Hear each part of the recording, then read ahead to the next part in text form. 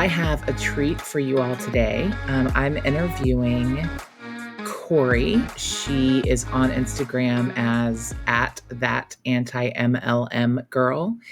And she is just a sweetheart. During the pandemic, she ended up in a YouTube wormhole, and she'll tell you more about it on multi-level marketing, essentially pyramid schemes. And she started an Instagram account that it provides education and information about multi-level marketing companies and things like that, and how harmful and dangerous they are. And I, ran across her on Instagram. I was getting a lot of suggestions for these anti-MLM Instagram accounts because they're very similar to Bob Meehan's programs. And I started following her, and she's just hilarious. And, she and I kind of started messaging back and forth because I was telling her, my experience being in Amway and Mary Kay, and then, just being sucked into buying products from other MLMs. And, I said, do you want to come on the podcast? And she said, yes. So here we are. We have a great conversation. Listening back, I definitely talked way too much. Poor thing. She's so sweet. She just sat there and let me just talk a lot. And the interview was supposed to be about her. So maybe we'll do another one where I actually let her talk more. So I'm so sorry about that, Cory.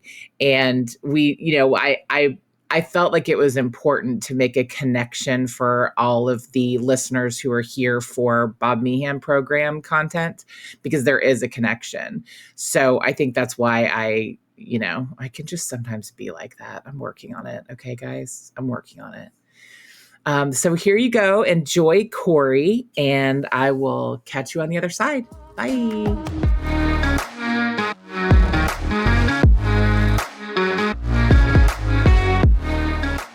I Hi, Cory. So happy to have you here. Thank you. Glad to be here. If you would introduce yourself and just tell us a little bit about yourself. Yeah. So my name is Cory. I'm born and bred in Atlanta, so a nice Southern girl here. And I actually do social media for a living, and so wanted to find a hobby to do social more for myself, my own interests versus the brands I work on. And so I started an Instagram account about MLMs, and here we are. That's what brought me here. Nice. Yeah. It makes sense that you work in social media because I love your content. Oh, thank you.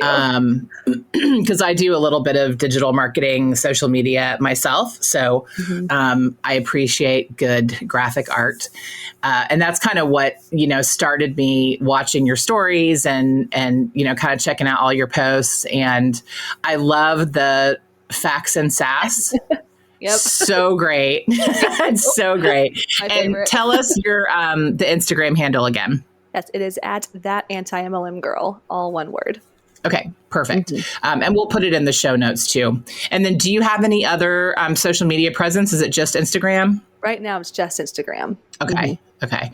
Yeah, I'm actually probably going to move On the MS off of Instagram. I'm personally off of Facebook because number one, Facebook has just become an utter pit of hell. It is just awful. And then after all the, really, really having to take a look at how much of the division of our country and just all the fighting and all the all the extremist groups, really Facebook is why all of that, it's definitely contributed to all of that. And I've been thinking about that for a while. And then, with all of it being in the news, I was like, what? I just can't support this anymore.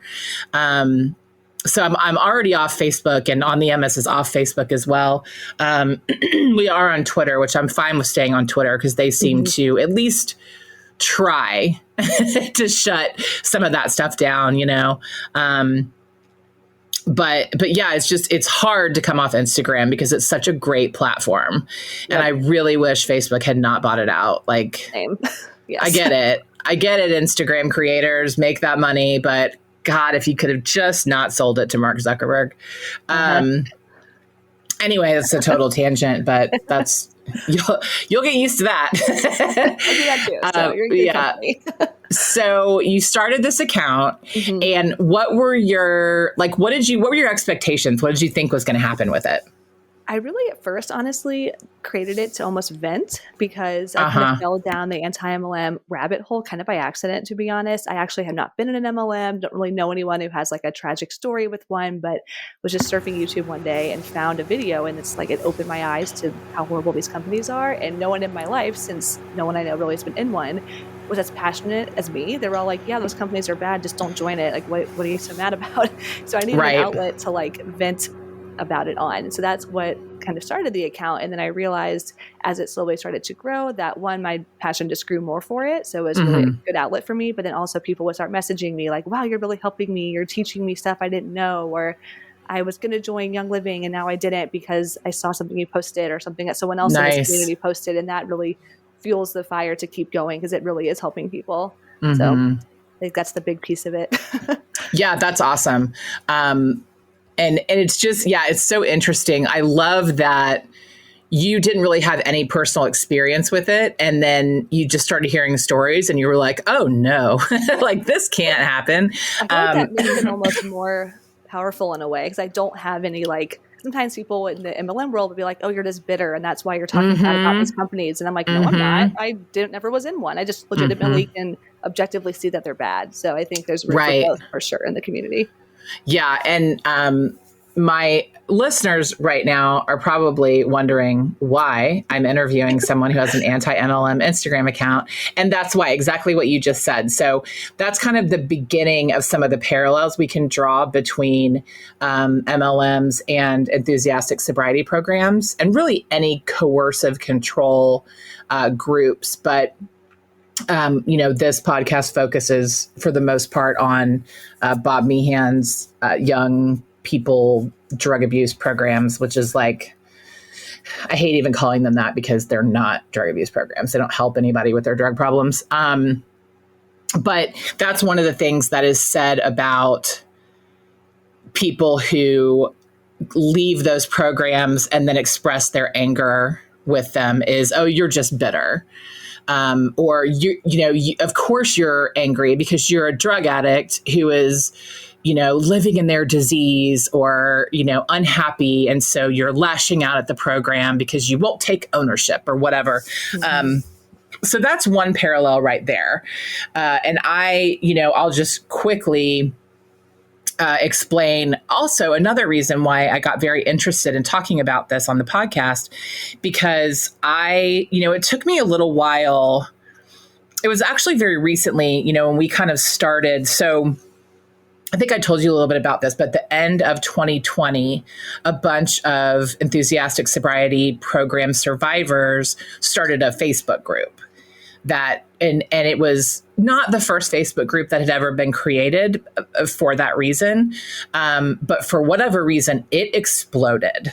Maybe it was because it was mid-pandemic, and everybody was at home on Facebook.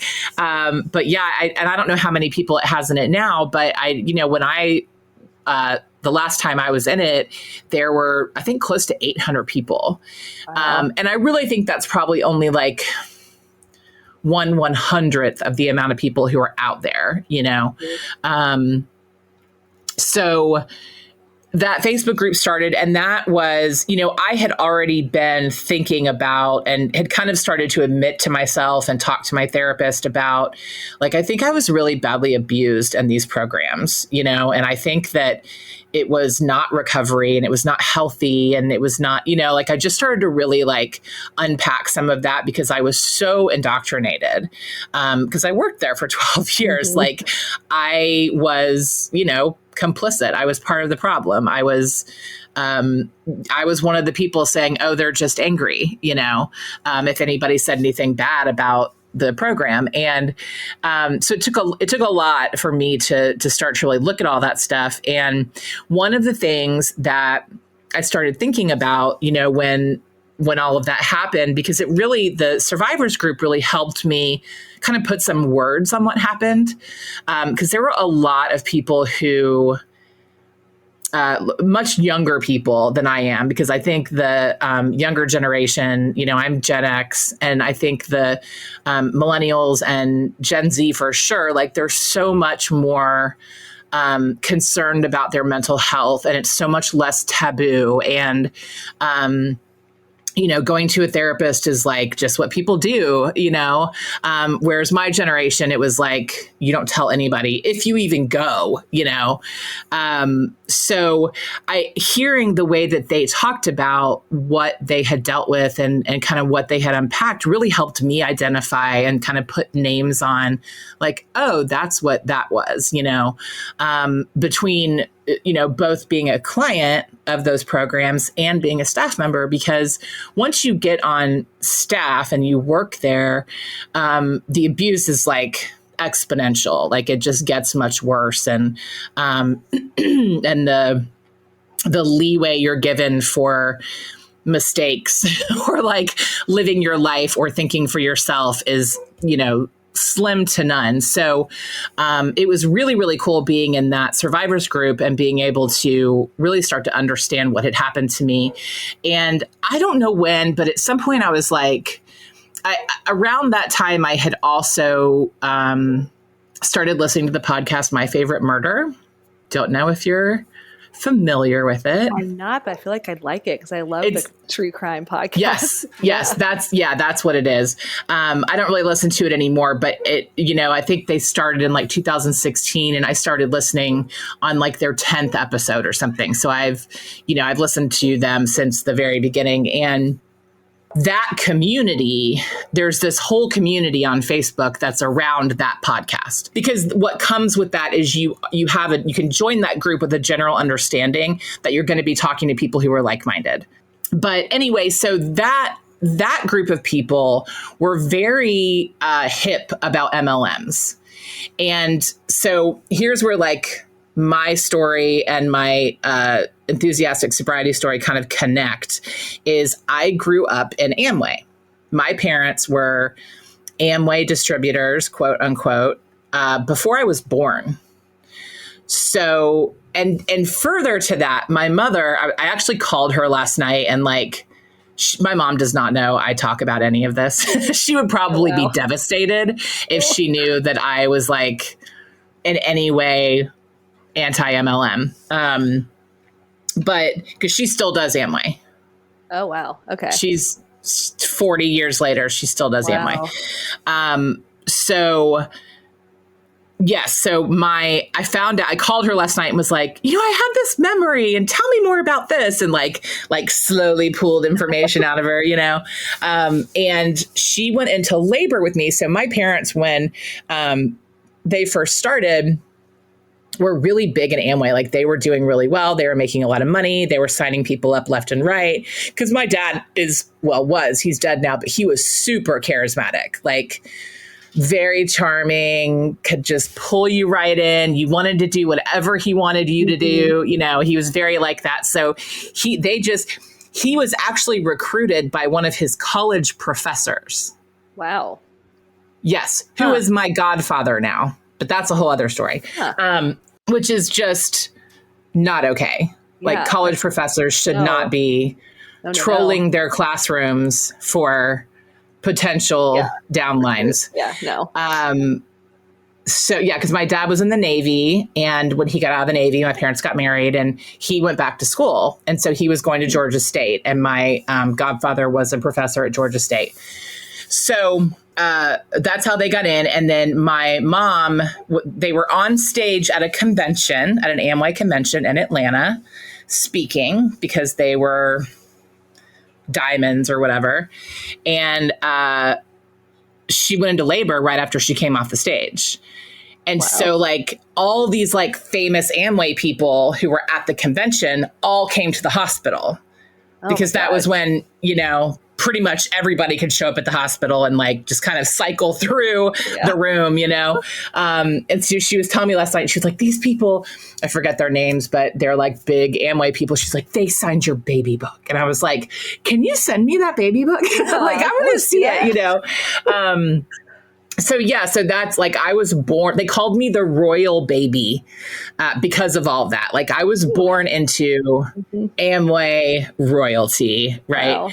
Wow. Which only lasted, like we know, it only, I mean, my dad was great at signing people up, but then like you've got this team under you that you've got to manage. And I don't know how it was in the 70s. I know now their business model is you, depending on how many people you have below you and how much they are spending, you get to a different bonus level. And then how much you spend is how much money you get back. It's very confusing. I've tried to have them explain it to me like a million times, and I still don't understand it.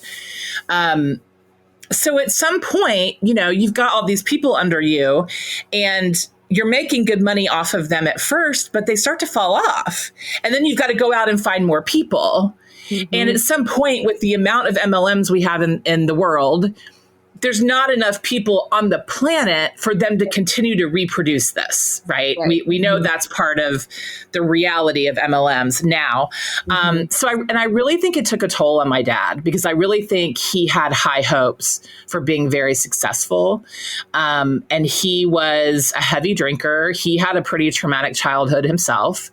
And I really think they sucked him dry. And I really believe he drank himself to death. And I really believe they're complicit in that. And I will always feel that way. Yeah. You know? I don't know the full story, but I would agree with you. Oh, yeah. Based on what I know about MLMs. Yeah. And now they're all alt-right, hardcore Trump supporters. They, you know, my godfather and I actually got into it on Twitter. Really? Because I had retweeted something about when they were making that big deal about the DNC took God out of the convention. And I was like, no, they didn't. And so I had retweeted someone saying like, that's not true or whatever.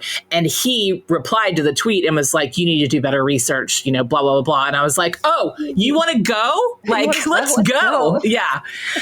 And I just shredded him on Twitter because I was like, don't you fucking dare. Like, So, and I really believe, you know, my mom is also hardcore Trumper now, and she's full blown up in QAnon, which is a whole other podcast episode. Yeah. And it's because of them, you know, and I really do, like, I hold Amway and these people accountable for both of my parents' deaths, because I have accepted that I think my mom is 100% going to die of coronavirus. You know, she's 75 years old and she won't get vaccinated. So, and she won't stop working because she's 75 years old and she still has to work. Right. Because she's never made money off of Amway. You never get to that financial freedom part. No. They act like she's only keep working, but here your mom is still working, and it's awful. Yeah.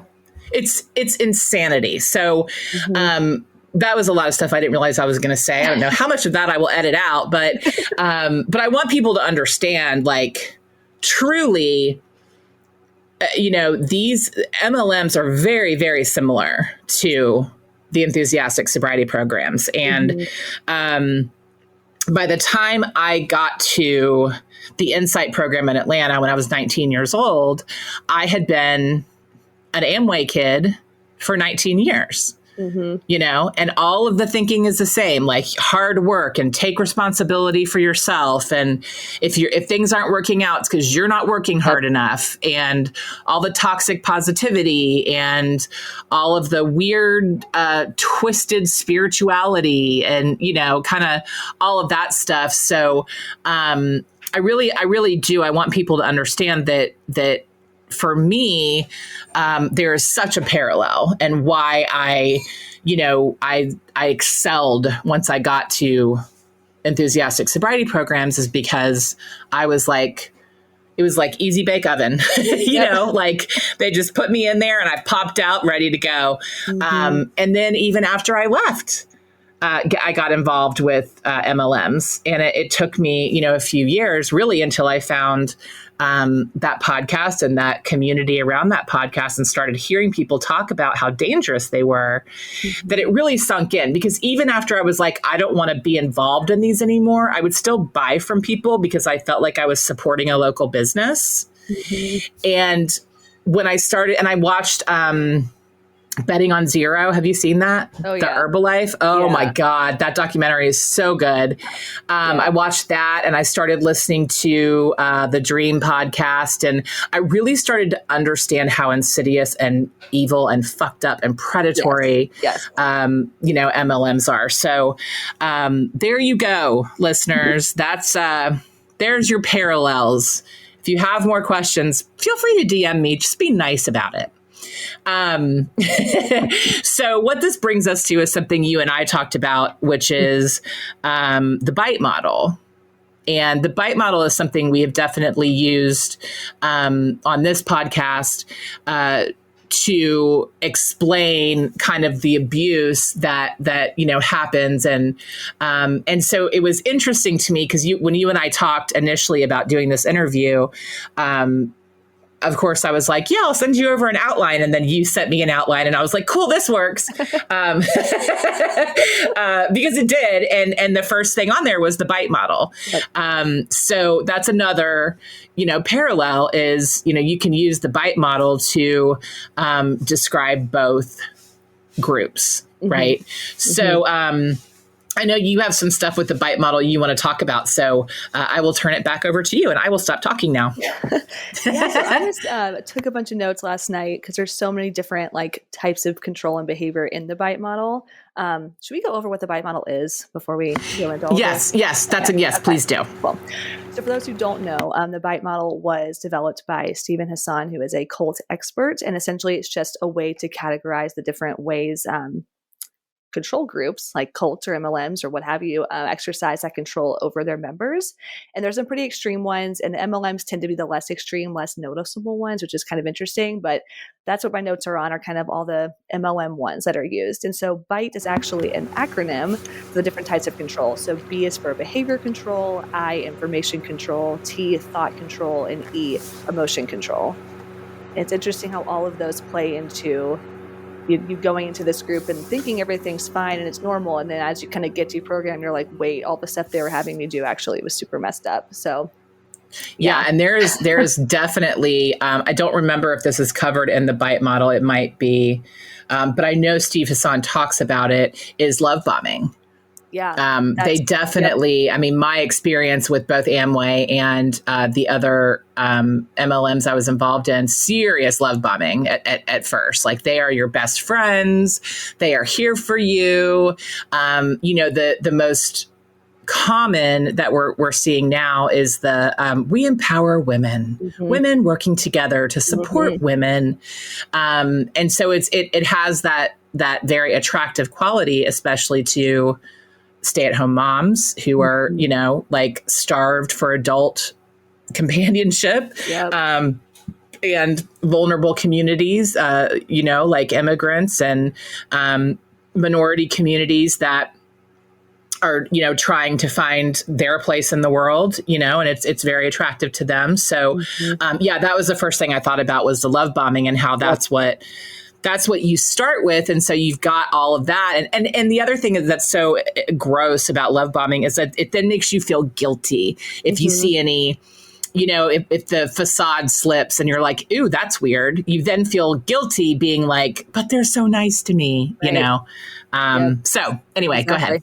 So that's sort of emotion control. And a lot of the emotion control is like the hot and cold. So you start and everything's so positive and happy, but then if you start to see a red flag or you start to question things, all of a sudden, how dare you? Everything's fine. What are you talking about? We're all positive. Right. We're all sincere. It's very flip-flopped, and it does kind of create, I wrote down here, create feelings of guilt or unworthiness if you don't work hard enough or if you question those things, which is the controlling. You don't want to feel that way. So of course, you're just going to keep thinking positively. So that's definitely kind of all that emotional control. I guess we'll go backwards. So then T for thought control is actually really similar. It's like controlling your thoughts to make them really positive, because again, they want to squelch any kind of doubt or red flags or negativity that you might find or might think of with the group. They want to kind of make sure you stay positive, everything's fine. And of course, it also talks about black and white thinking, very much us versus them thinking. And this group, we know all the answers and we have the magic power to fix your financial problems or fix your health problems or whatever the MLM is selling.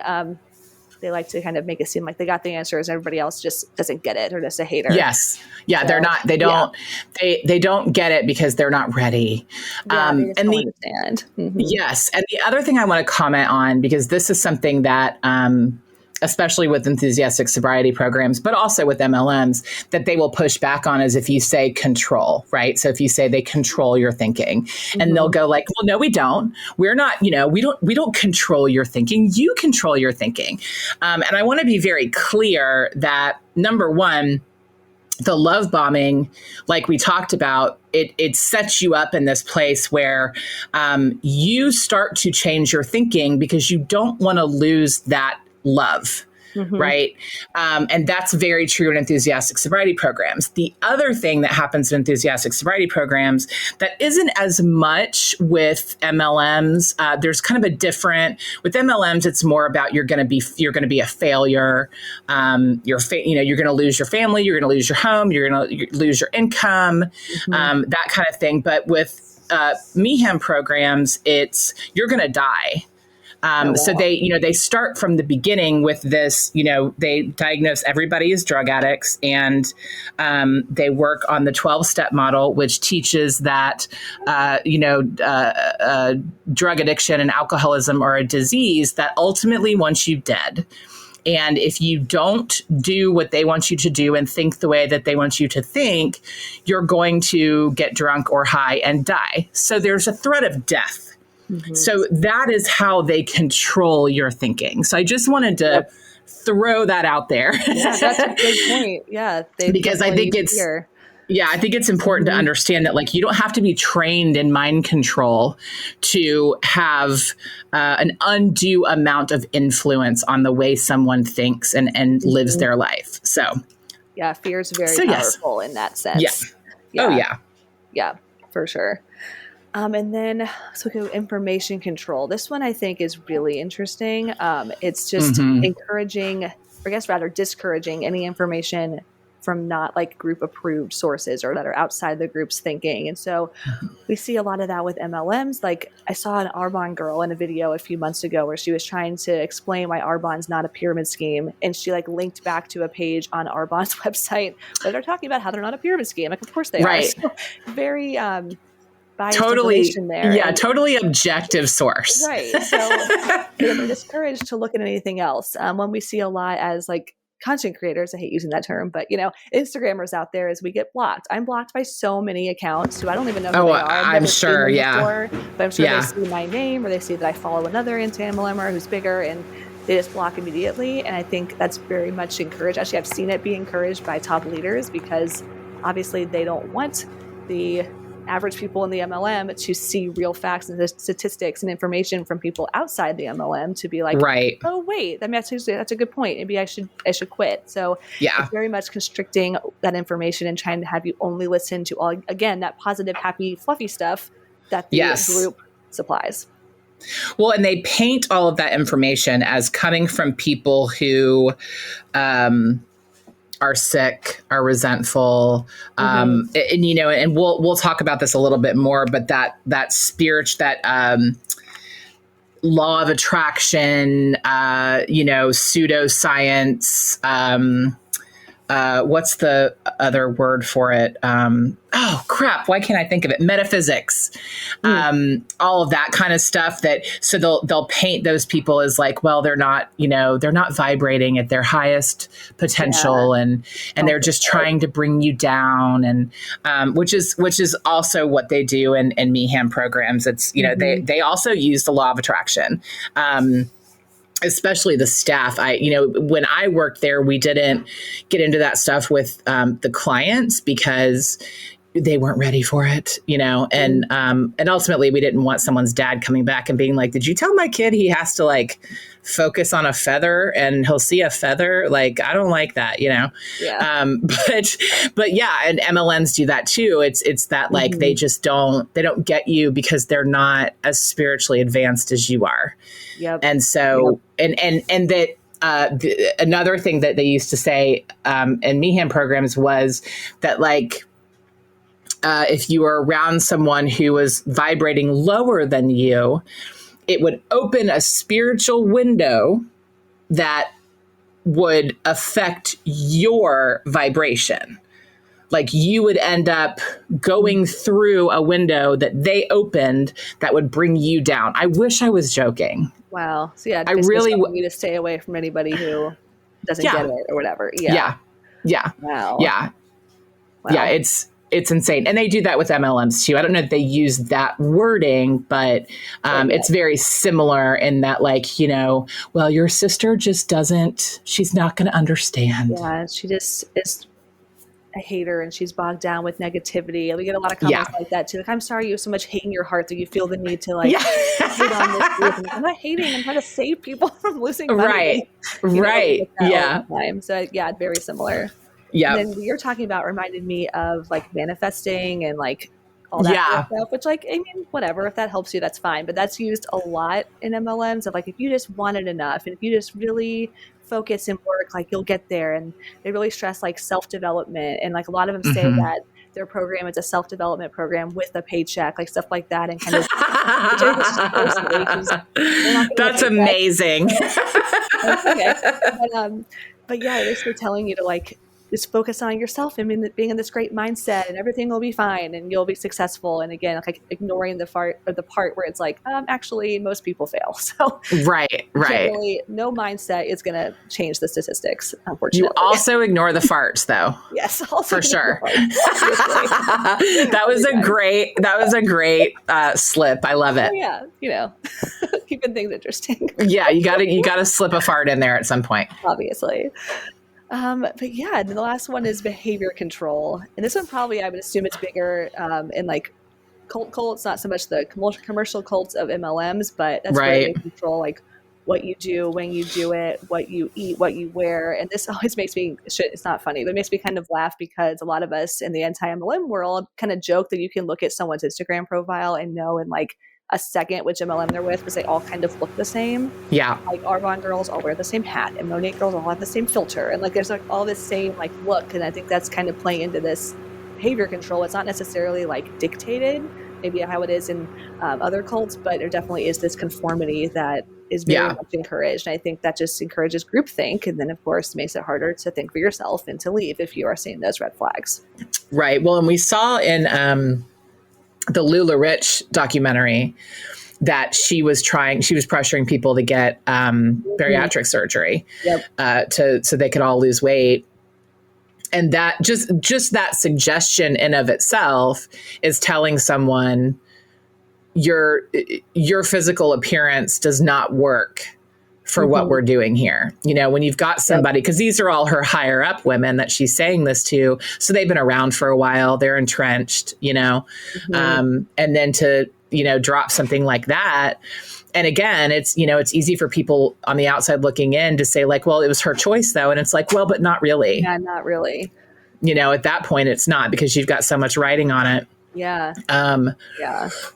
And yeah, I mean, I definitely,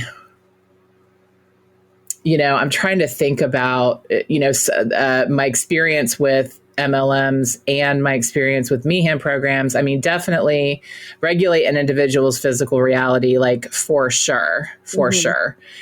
Dictate where, how, and with whom the member lives and associates or isolates. That one, I don't know is as intense in MLMs, but in Meehan programs, that starts when you're a client. They tell parents to kick the kids out of the house. They insist that they live with other people who are in the group. Even as, minors, they'll insist on that. Wow. And then they pretty much insist that you are always with people in the group. Because they're winners for you. Which brings us back to that, like, you can only hang out with people who are at your level, or you'll get high and die. That's like always the end result, when, how, and with whom the member has sex. They definitely get into that. Control types of clothing and hairstyles. I can definitely see that in MLMs. I remember my mom, I remember her talking about, haircuts and how she dressed, and she kind of passed some of that on to me, and Mary Kay was the other MLM. That's the one right. Yeah, the jackets. Well, and you're not allowed to wear pants. You have to wear skirts. Oh, I have heard that. That always shocks me. Women empowerment, but can't wear pants. Like, right. Work? Definitely can't be a modern woman. And there definitely were women who blew that off and wore pants anyway. But yeah, that's the thing. And Mary Kay and, wow. So I'm going down the list here, and I can see them, a lot of these in both places, maybe to differing degrees, but, some of the more intense one, like punish disobedience by beating, torture, burning, cutting, rape, or tattooing, branding, like that's not applicable, I don't think, to any of them. Instill dependency and obedience, absolutely. Kidnapping, beating, torture, rape, separation of families, yeah, to an extent. And I have heard of, unfortunately, people whose lives were threatened because they, weren't doing what they were supposed to be doing, especially at the higher levels. They feel more comfortable when you've been around for a while, and you've got a lot riding on being there and being a part of their group. And so they feel more comfortable being like, we could kill you, wow. And it's like, okay, that's interesting. I guess I won't leave. Okay. Yeah. Ooh. Yeah. So yeah, that's all very, very interesting. And I definitely encourage people to look at the BITE model. If you want to Google it, it's just BITE, all caps. Model, and it'll pop up in a lot of places. When I Googled it, it was like, it's everywhere. But yeah, and it's funny too, the differing levels of intensity depending on the MLM. So, so with Amway, they're very into, and Amway was kind of the grandfather of MLMs, right? It started in the 50s, I think. Something like that, yeah. I'm going to look and see. Because it was actually Nutrilite first. Yeah, I think Avon might have been one of the first ones in the U.S., but I think Amway really was one of the bigger ones once it came out. And of course, it has all the political stuff behind it too. Yeah. Oh yeah. All right. Let's see. Well, I know, I definitely recommend people, if you want a good, what's the word for it? If you want a good, like quick, easy, entertaining education on MLMs, listen to the Dream podcast, because she gets way into it. So, a company, sea vegetable supplement company named Walkers, started as the first network marketing company in 1932. Ooh, wow. Walkers remained in business for 89 years and only recently closed. During its lifetime, many other companies came and went. But Nutrilite, which was the precursor to Amway, started in the 40s. Wow. Yeah. So, I mean, that's how long. We're talking almost 100 years. That's insane. But so what I was looking at, but it was Amway. It was the Amway, the CEO and the two co-founders. They were the ones that were able to tweak the wording between pyramid scheme, which is illegal, and multi-level marketing company to make multi-level marketing companies legal. So, and it's like one word. Let's see. Compensation must primarily be based on the sale of products and services to the ultimate consumer. So, as long as they have a product, they can get away with what they're doing, even though it's still a pyramid scheme, even though we all know you make money by recruiting, period. And that's another thing that they all deny. Like it's not, I don't have to sign anybody up. I just, have to sell. And I remember, And Amway is really big on that. Like Amway, I don't think ever really tried to hide the fact that it was about recruiting. I think they all started to have a lot more inventory on hand. I remember at some point, like our garage was just full of Amway stuff. And my mom was doing, and if anyone doesn't know, Amway sells everything. They started out as Nutrilite, which was vitamins, which they still have the Nutrilite line. But they at some point became Amway, which is, please hold back your surprise, stands for American Way. Which is super interesting these days. But so they kind of, they brought on all these other vendors and they started creating all this other stuff. And really their biggest things are the supplements, artistry, their makeup line, their cleaning products are actually really good. Unfortunately, I hate it. Like there are certain things I will buy on eBay that are Amway cleaning products because I don't want to give Amway the money. So I'll go find them on eBay. Yeah, and that's, one of the things I thought about with Amway is, so those are kind of their biggest sellers, is the cleaning products, the supplements, and the makeup. And growing up, I was taught that anything that was not Amway was brand X. That's what we called it. So anytime like we went to someone's house and they would have Tide, my dad would be like, that's brand X. Because they would do these demonstrations with like brand A, brand B, brand X. And brand X was always the non-Amway item. So that was just that right there, instilling that in a child, anything that's not, there, yeah. Yes. Yeah. Anything that's not Amway is bad. Mm-hmm. And so that was kind of one of the things that I grew up with. And that's an interesting, giving it that moniker that is it's like a very unattractive moniker, brand X, evil brand, And that's just like, I don't remember at what point in my life I realized that there were like other products out there that were good. I just assumed everything that was not Amway was a horrible product. And that's just not true. It's just not true.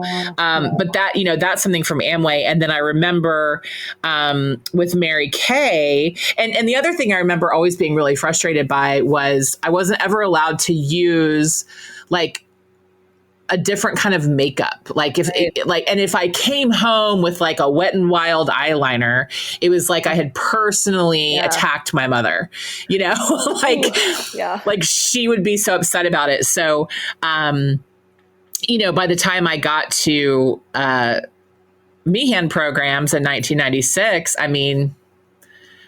these are all of the ways of thinking I already had. And that's exactly what they do there. It's like what we have here is the best. And what you have now because of this is the best. And this is going to keep you alive. It's like, it was like a hand in a glove. Like I was just, there. God, there was some other crazy shit I was thinking about last night too. My favorite with Mary Kay is I don't know if you're onto this. I don't know if it's even still operational. I should look it up.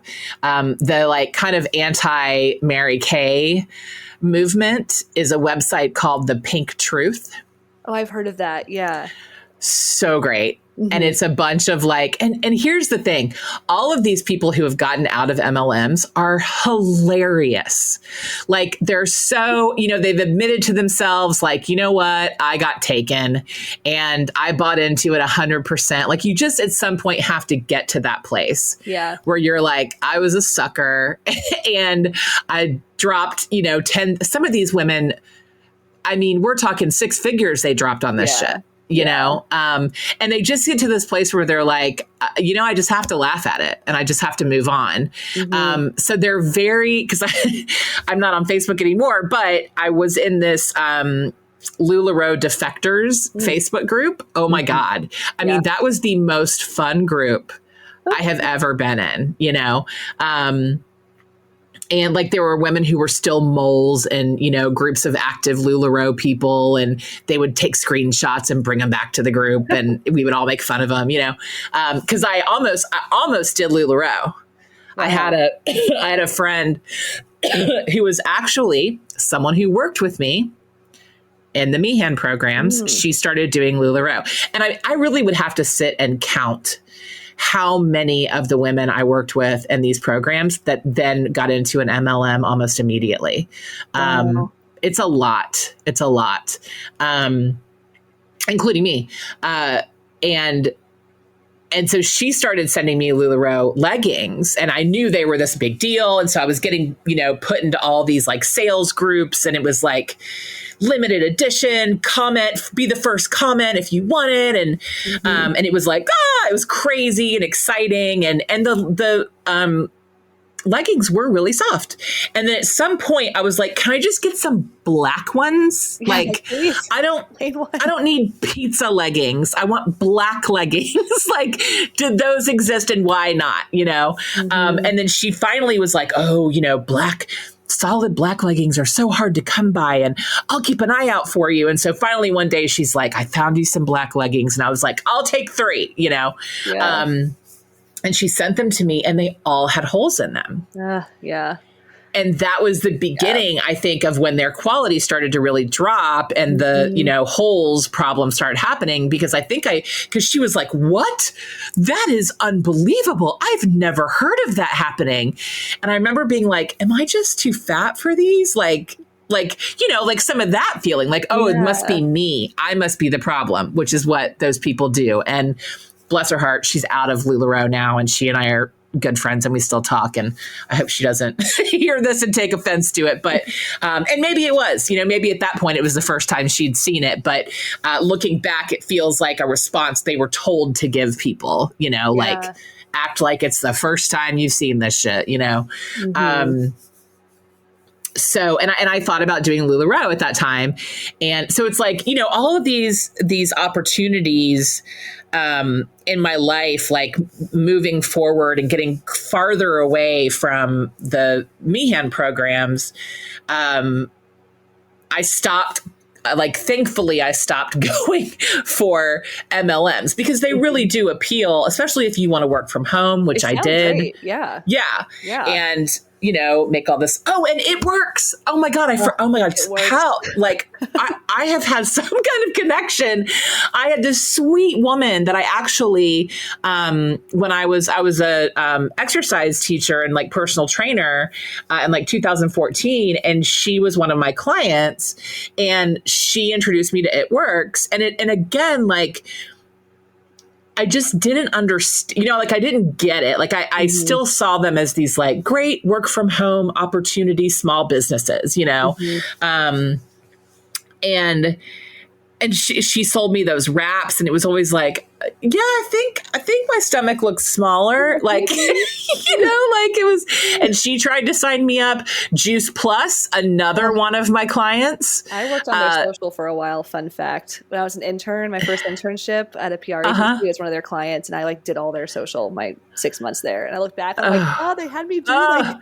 No. I had no idea they were in MLM at the time, but here we are. Yeah. And I mean, I was single. I was making like, I don't know, 50, 60 grand a year. I had my own place. I had dogs. I had, but I definitely wasn't, I had a lot of debt that I was paying off from working for Meehan programs. And I had just dropped a lot of money on this personal training program that I was involved in. And I was kind of broke, and these women were just, and that's the thing is like, they get you in the door with this, like, you're going to be a millionaire, and 6 months easy, and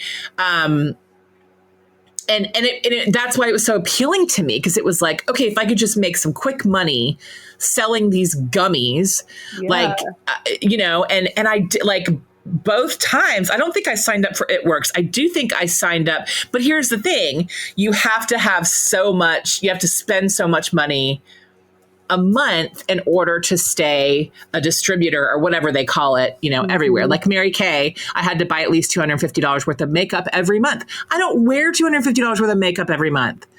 No. I don't run out of my facial cleanser that quickly. No. I don't need it. But in order to stay active, or to get a bonus or get a commission check, get a bonus, pay for it. Yep. Or to get a discount, like you have to pay for it. And it was the same with every damn one. Like with Juice Plus, I had to sign up for an auto renew, where they just pulled it out of my account. And I got, Juice Plus shakes every month, which again, I didn't need it all. Yeah, it's too much. I was single. I didn't need 76 shakes every 4 weeks. Like, no. I just didn't. And it was so, I remember specifically with Juice Plus, it was so hard to cancel it. Like, they make it almost impossible to cancel it. And then I really think with the, when I got into the Young Living stuff. So again, a woman, God, one of the sweetest, nicest people she was actually a client of mine when I worked for the Meehan programs. We had, reconnected on Facebook, and she was coming to Atlanta. She was in Augusta. She was coming to Atlanta to, she didn't really say what for. Now, it turned out it was a Young Living conference. I did not know that. I did not know what Young Living was. I was still like, I didn't think MLMs were like horrible because 20 years of Amway. But I wasn't like, I was just kind of like nothing about them at this point. And so she was like, let's get dinner and da-da-da. So I met her and we were going to get dinner, but she was like, first, we're going to go to this Young Living thing. Would you want to go with me? And I was like, sure. And I was definitely like, I had used essential oils before, but I had been educated by people who were like educated in, like, they were aromatherapists, and they were like, you do not ingest these oils. Absolutely not. So I already knew some stuff about oils. And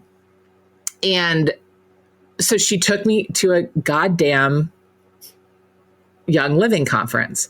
And like, when you first walk in, I mean, and it's the same thing. It's like this love bombing, brain numbing, sign on the dotted line. And somehow I had spent $125 on a starter kit.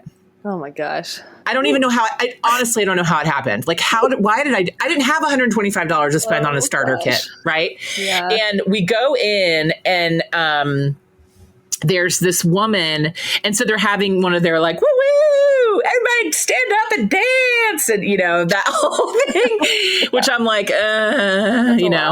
yeah. And I remember there was this woman that I think she was, Gary D. Young or D. Gary Young, whatever his name is, the since deceased CEO /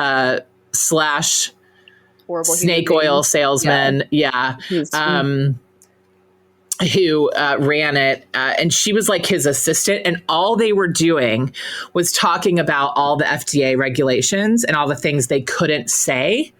And making fun of it. Like, I can't tell you this cures cancer, but wink, wink, wink, wink. Oh, no.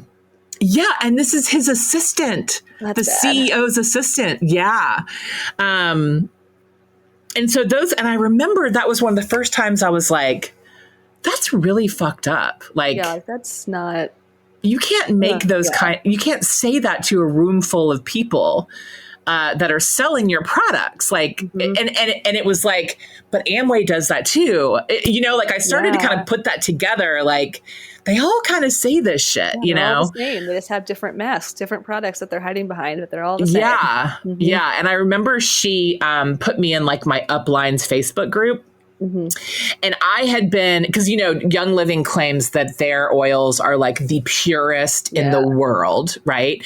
I remember her telling me that they won't let their field workers go out into the field to pick the flowers if they're in a bad mood, because it would affect the oil. I'm not kidding. She told me that. Okay. That's that vibrational thing we were talking about. Yes. See, all the same shit from the top, top. And I remember being in this. So I had started diffusing lavender in my house because I love lavender. Mm-hmm. And my husband had an allergic reaction to it because he's very allergic to lavender. But supposedly these oils, that was not supposed to happen. So we tested it. And it was like, yes, every time I'm diffusing that oil, he has an allergic reaction. So I stopped. God. Yeah. And I talked about it. So first I talked about that in the group. Like, my husband had a really bad reaction. No. I remember what it was. This woman who was an ER nurse was diffusing Stress Away, which is a very strong smelling oil, in the ER. And there were other nurses who were complaining about it because it was giving them a headache. And she was complaining about that in this Facebook group. And I was like, and people were like, they're just detoxing. Don't even pay attention. Burn it anyway, And I was like, what? Like this shit if I went into an ER where they were diffusing Stress Away, I would get a migraine immediately. Yeah. And so I said that. I was like, you can't diffuse these in public areas. I would have a migraine if I walked into an ER with Stress Away. And my husband is allergic to lavender. And they were like, no, he's not. He's not allergic to Young Living lavender. And I was like, yes, he is. Like we tested it. I have seen it happen. And Stress Away gives me a headache. And they went off on me. Like, how dare you? Yes. And I was like, oh, I'm out. I'm out. Yeah. I'm done with this, Jeez. Maybe on the health aside, that's just rude. Don't. Right. In your workplace. You don't know what everyone else likes.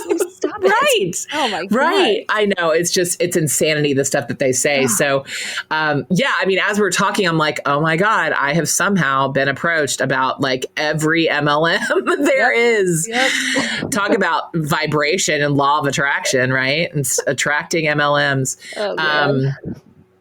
But yeah, there's so much we could talk about here, and I'm, you and I may do a follow-up episode, at some point as time goes on, and I start to bring some of this to the forefront of my content, and start to, kind of, what's the word I'm looking for?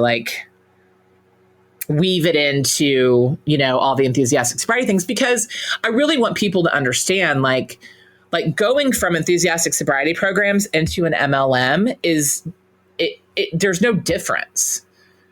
It's just as dangerous, just as much mind control, just as much toxic positivity, just as abusive, and I think that is something that is important for my community and my audience to understand, and, and just in general in life, I think it's important that we keep, putting the word out that, MLMs are not just innocent small businesses. You're a salesperson for a huge corporation is what you are, Yep. But yeah, I think it's important in both ways. I think it might be cool for us to, once this episode airs and you continue on, with your Instagram account and just to kind of see what's evolved and how things are looking, maybe 2-3 months down the line, it'd be really cool. Yeah. And I just really like you. I like talking to you and I like your, I love your facts and sass, and it's just, your whole vibe, on your Instagram account is just fantastic. I got and we're both for you. So we're both Atlanta. Yes. You give me lots of good, your karma window is super great for me. Just so you know. Yeah. So I just want to thank you so much for taking the time to do this today. Of course. Is there anything else you wanted to talk about, or, kind of make sure it gets out there into the internet's webs? My final words, I think, will be that I think MLMs are commercial cults, which is why I'm here. Mm-hmm. And that the Yeah. FTC says 99% of people fail. So you can't argue with numbers. So don't Yes. let the recruitment tactics telling you you're going to have financial freedom fool you, because most of them are lying, unfortunately. Yeah. 99% of people lose money. They don't just not make money, they lose Right. money. Yes. Yeah. And go watch Betting on Zero if you want to Yes. really see the Yes. dark underbelly of, and a lot of the ones, and I can speak from personal experience, a lot of the like high earners or people that like, because they love to like flash their money, you know, they love to like pull up in a Mercedes and be like, if it weren't for Amway, I'm going to tell you this right now. My mom, her friends, my godparents that have been in Amway since the 70s, none of them have ever quit their day jobs. Wow. Not a single one. That tells you a lot. Wow. Yeah. So that's something to look at. Like if you've got someone, you know, flashing their Rolex, are they a lawyer that still works full time? Like, or does her husband have a nice job that's paying for that? That's another one we see a lot with MLMs too. It's like, yeah, he's coming from somewhere else. Yeah. That was a realization I came to at some point.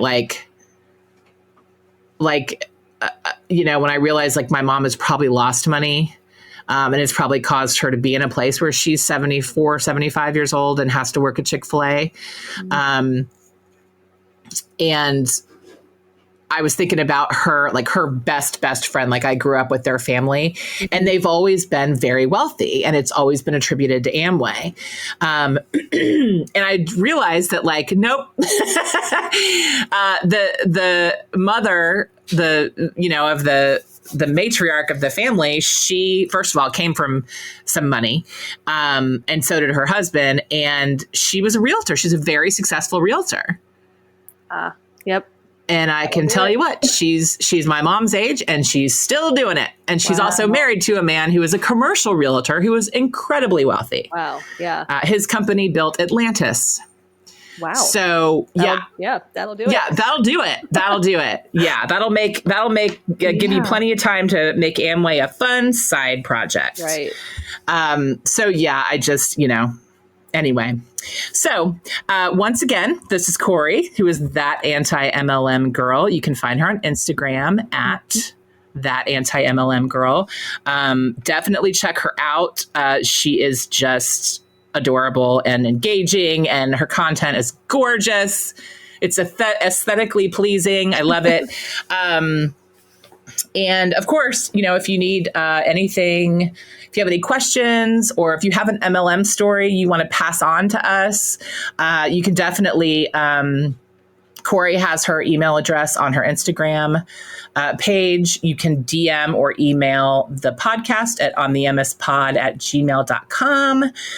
Really, there's so many ways to get in touch with us. So, we are definitely here to talk about this more and hear your stories, especially if you have a crossover story where you were in a Meehan program and then joined an MLM. Love to hear about it. So that's all for today. Thank you again, Cory. Yeah, thank you. And we'll see you guys later. Yep. Bye. Bye.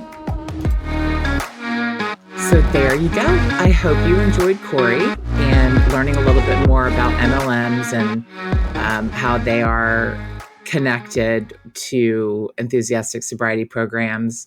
I'm going to have a couple more anti-MLM people on, and they're all, the community is just amazing. You should definitely check it out on Instagram or Facebook or wherever you consume your social media. They're just really fun people. And really, their goal is to educate people about why joining an MLM is not a good business decision. So, and they talk a lot about the psychological manipulation and things like that happen. And there are tons of documentaries out there. I think I talked about Betting on Zero. Lula Rich just came out. There's a couple more LuLaRoe documentaries coming out. So there's just lots of information out there about them. So, definitely educate yourself and make sure that you do not join one of these businesses.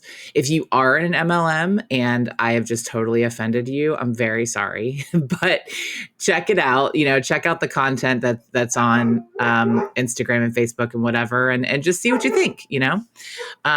So that is all for today. We have hopefully another interview on Twitch coming up this weekend. And I'm so sorry about my dog. He is very insistent. It's like living with a toddler. Okay, so hopefully a Twitch stream this weekend. I'm working on that right now. It went really well on Sunday. Unfortunately, it did not record the stream, which we thought it was the whole time. I'm working with the support team at Twitch and trying to figure it out and see if it's like out there in the ether somewhere and we can pull it down and I can put it up everywhere. But it's such a bummer because it was such a good interview with Mike. So, maybe I'll get him on again because, we talked for 3 hours, and at the end of the 3 hours, we were like, we could just keep talking. So we'll see what happens with that. I'll keep you posted. And then I've got a couple other interviews scheduled. I have been contacted by survivors of another institutional abuse program. It's actually more like a boarding school, but it's, some of the stuff that happens is very similar. Then I really want to give them a voice. I want to give them the kind of validation and, awareness and hopefully justice that all of us are feeling. And they deserve that. So look forward to that coming up in the next few weeks. And I think that's it, guys. Exciting stuff. There's lots going on over here. I'm busy, busy, busy. And I hope you like this episode. Please, if you like the podcast, go rate and review us on Apple Podcasts. It helps us to get, to kind of come to the top of our genre on Apple Podcasts and get the word out. And, there are easily tens of thousands of survivors out there. And there are tons of people out there who don't know they're not alone and who have never heard other survivors talk about their experience. And I want them to badly. So the more publicity, I guess, we can get on the podcast, the better, because it's going to, people are going to find it and they're going to have that feeling that all of you had when they first found the survivor group. So it can be anonymous. You don't have to use your name or anything like that, or you can just do 5 stars. You don't even have to leave a review. Reviews are helpful, but if you're not comfortable doing that, that's okay. Don't do it. We also have the hotline, 404-537-2392, that you can call and leave a voicemail, or you can send a text if you have a tip. If you're still in the group and you want to talk about things that are going on there, you want to stay anonymous, it's totally fine. You can text or leave a voicemail. If you want to be on the podcast, text or leave a voicemail. You can also email us at ontheemmispod@gmail.com. You can find us on pretty much all the social medias at On The Emmis. And Enthusiastic Sobriety Survivors. That is a community that's just for enthusiastic sobriety survivors, since the podcast has branched out and is interviewing other survivors now. And we also have a Reddit community that is On The Emmis. So, and we have a YouTube channel as well. So subscribe to the YouTube channel, join the Reddit community. I'll be posting videos, audio clips, updates, information, things like that as we move forward. And I want you all to know about it. So thank you for listening. If it wasn't for you, we would not get to do the work that we do. And I want to thank my producer, Adam. If it wasn't for him, these podcasts would sound like shit. And to all the guests, everyone who has been so brave and had the courage to, come on the podcast and talk about what happened to them and speak up and speak out. It takes a lot of courage to do that. So I'm so happy you all are here and we're all in this together. And I'll talk to you next week. Bye.